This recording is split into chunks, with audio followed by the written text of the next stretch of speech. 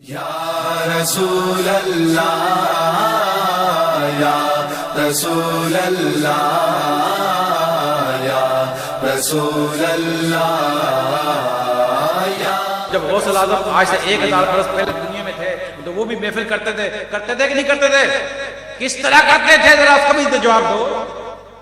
بیان کر کے چاول کھا کے گھر جاتے تھے؟ ختم قادریہ ختم خواجہ خان ہوتا تھا؟ یا نعتیں پڑھی یا دعائیں خیروں کے گھر چلے جاتے تھے؟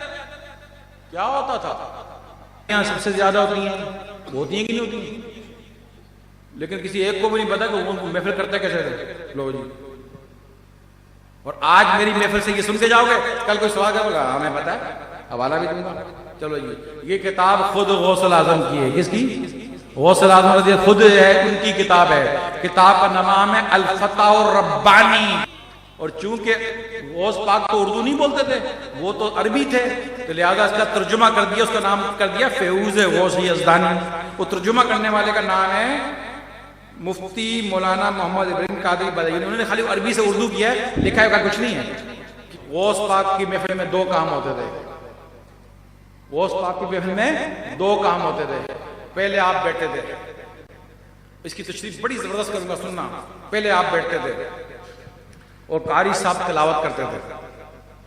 قاری صاحب تلاوت کرتے تھے، آپ اس کی تشریح یعنی کبھی اسے توبہ پہ بیان کر لیا، شوق پر بیان کر لیا، عبارت پر بیان کر لیا.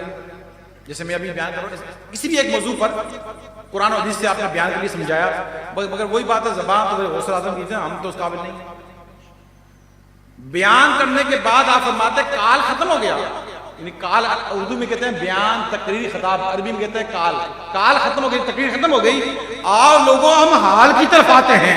یہ کہہ کر مجمع میں نگاہ مارتے. جب نگاہ مارتے تو کوئی آہو بکا کرتا، یعنی چیختا، یعنی چیختا چلاتا. آہو بکا، چیخنا چلانا. کوئی مرغے بسمل کی طرح تڑپتا.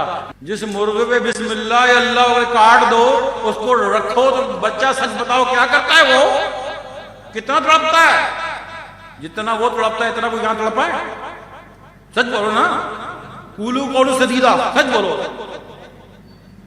تو غوث پاک کیا تو ایسے تڑپتے تھے لوگ، ایسے تڑپتے تھے. اور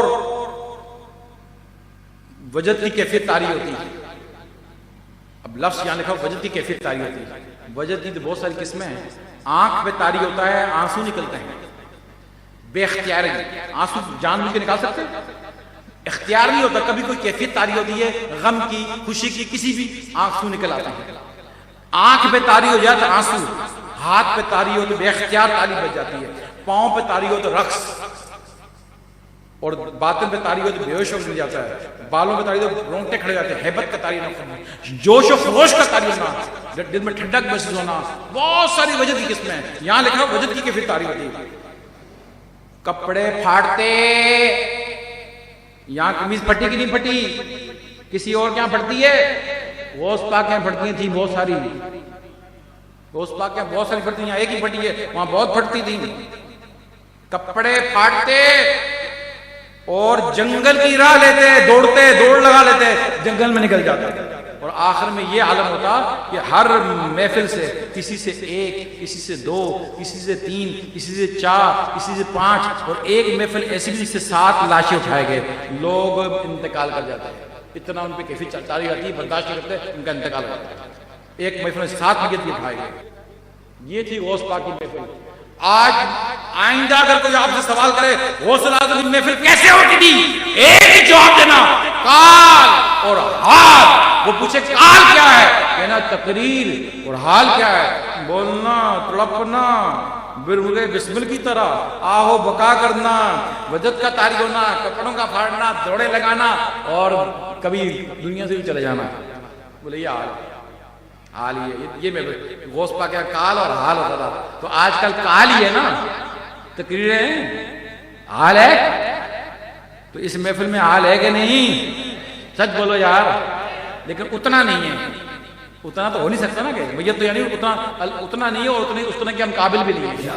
کہاں وہ آقا، کہاں وہ، کہاں وہ، کہاں یا رسول اللہ یا رسول اللہ یا رسول اللہ